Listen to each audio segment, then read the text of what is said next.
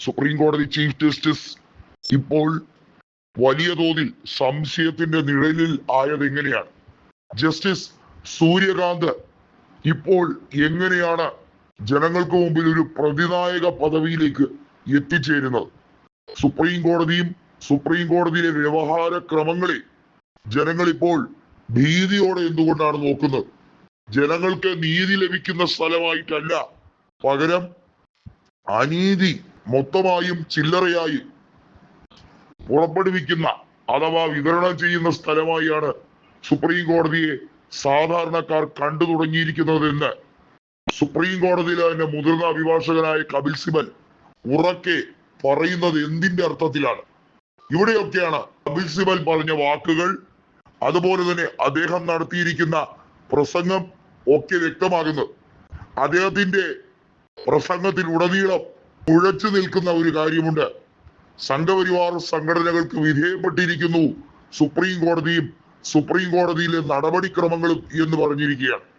നമുക്കറിയാം, നേരത്തെ BR ഗവായിക്കെതിരെ BJP-യുടെ ഒരു അനുഭാവിയായ അഭിഭാഷകൻ ഷൂ എയർ നടത്താൻ വരെ തുനിഞ്ഞതും, കയ്യേറ്റം ചെയ്യാൻ, അതും കോടതി സമുച്ചയത്തിനുള്ളിൽ ജഡ്ജിന്റെ ചേംബറിൽ വെച്ച് കയ്യേറ്റം നടത്താനുള്ള ശ്രമം വരെ ഉണ്ടായത് നമ്മൾ ഈ രാജ്യം മുഴുവൻ സാക്ഷ്യം വഹിച്ചതാണ്.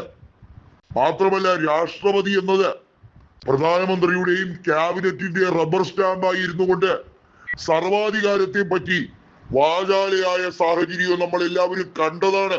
എന്തുകൊണ്ട് അങ്ങനെയൊക്കെ ഒരു നിരന്തരമായ ഫൈറ്റ് നടത്തുന്ന സുപ്രീം കോടതിയിലെ ചീഫ് ജസ്റ്റിസ് ഇപ്പോൾ കഴിഞ്ഞ ഏറെ നാളുകളായി തമാന്നൊരു അക്ഷരമിണ്ടാതെ സംഘപരിവാറിന് അടിമയായി മാറിക്കഴിഞ്ഞിരിക്കുന്നത് എന്തുകൊണ്ടാണ് എന്ന ചോദ്യം ആവർത്തിച്ച് പലകുറി പലവട്ടം ചോദിക്കപ്പെടുന്ന സാഹചര്യമുണ്ട്.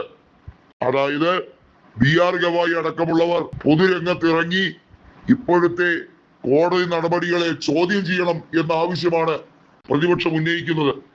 BR ഗവായിയും സഞ്ജയ് ഖന്നയും ഒക്കെ എടുത്ത തീരുമാനങ്ങൾ ദൃഢമായിരുന്നു.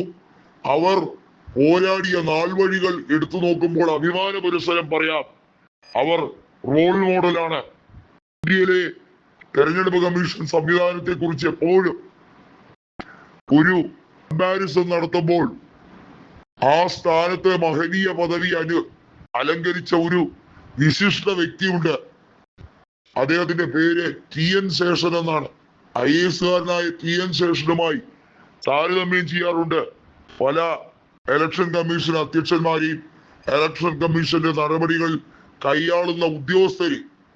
ഇപ്പോഴിതാ സുപ്രീം കോടതിയും ഇലക്ഷൻ കമ്മീഷനേക്കാൾ പരിതാപകരമായി മാറിയിരിക്കുന്നു എന്ന സ്ഥിതി വിവരങ്ങളിലേക്ക് പോകുന്നു. ഇതിനെതിരെയുള്ള ശക്തമായ നീക്കങ്ങൾ പല ഹൈക്കോടതികളുടെ ഭാഗത്തു നിന്നും ഉണ്ടാകുന്നു. ഹൈക്കോടതികൾ അപലപിക്കുന്നു. നമുക്കറിയാം, പല ഹൈക്കോടതികളുടെയും ഉന്നതമായിട്ടുള്ള അപ്പീലുകൾ സുപ്രീം കോടതി നടപടിക്രമങ്ങളിലൂടെയാണ് അതില് പെർമനന്റ് ആയിട്ടുള്ള ഒരു സൊല്യൂഷൻ കണ്ടെത്തുന്നത്.